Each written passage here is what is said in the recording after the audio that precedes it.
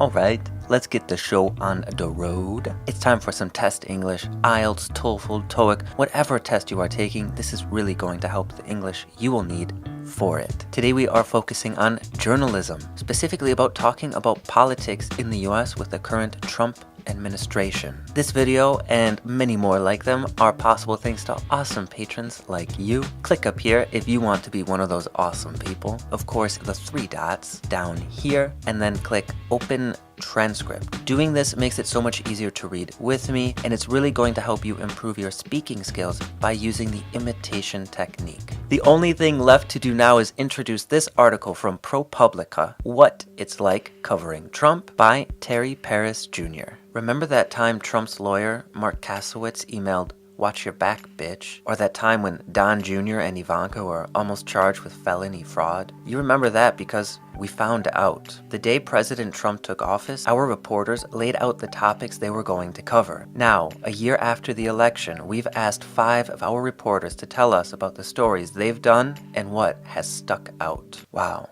As always, so much good vocabulary.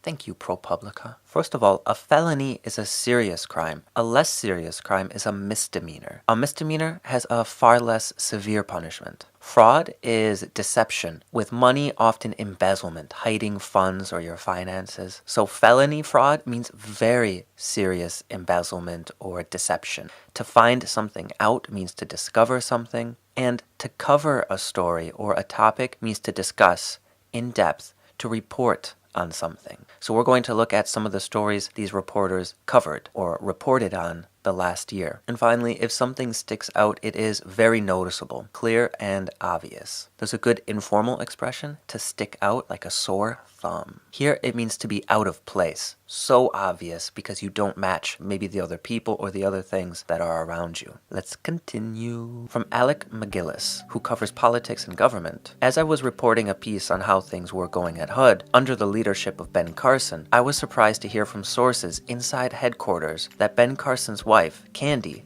and one of his sons, Ben Jr., had assumed a very visible role. But it was only when I covered Secretary Carson's June trip to Baltimore that the full oddity of the family involvement became clear to me. On the first day of the visit, which was not disclosed to the public, I watched as Candy Carson, Ben Carson Jr., and even Ben Jr.'s wife joined in on meetings with the Baltimore mayor, city housing officials, and public health experts and authorities. The next day, at a community health fair in East Baltimore, I was amazed to watch as Ben Jr. served as an intermediary between his father's top aides and 2 entrepreneurs seeking to pitch HUD on a business venture. We knew that the Trumps had made the White House a family affair, but it was only then dawning on me that that approach to governing had spread across the administration. Alrighty then. So we have some information about Mr. Carson. I'll be talking more about Ben Carson and some of this politics, especially family politics, in the review video on Patreon. But here, this oddity of the family being so involved in politics. An oddity just means something out of place, something uncommon or unusual. You've probably heard the adjective odd. If something becomes clear to you, it becomes obvious. And if information is disclosed, it means that it was released and revealed. However, in this case, their first meeting was not disclosed. It was not public information. And to serve as an intermediary, or just to be an intermediary, means to be also a middleman. You connect different people, ideas, or thoughts, often because 2 groups don't want to communicate with each other, so they find an intermediary. An entrepreneur is someone who creates their own business, and to pitch an idea or a product or a service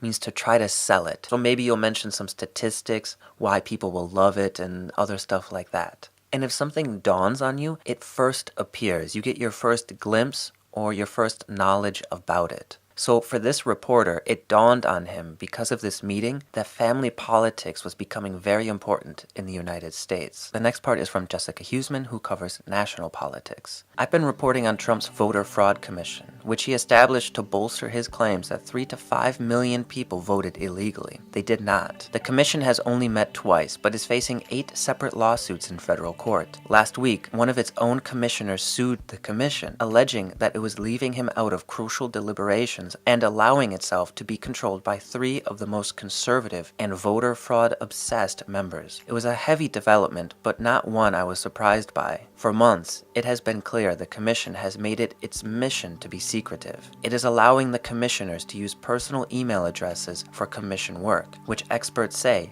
isn't legal. As well, to leave someone out means to not include someone.